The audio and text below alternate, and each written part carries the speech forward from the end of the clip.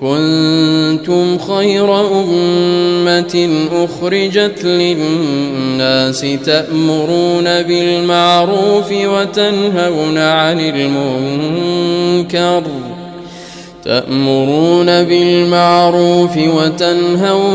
المنكر وتؤمنون بالله ولو آمن أهل الكتاب لكان خيرا لهم منهم المؤمنون وأكثرهم الفاسقون لن يضروكم إلا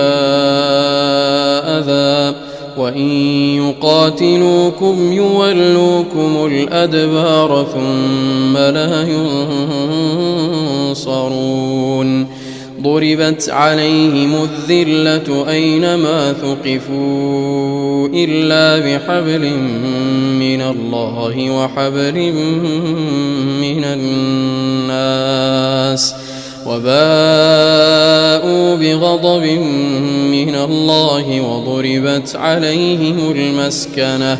ذلك بأنهم كانوا يكفرون بآيات الله ويقتلون الأنبياء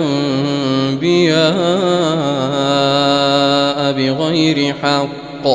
ذلك بما عصوا وكانوا يعتدون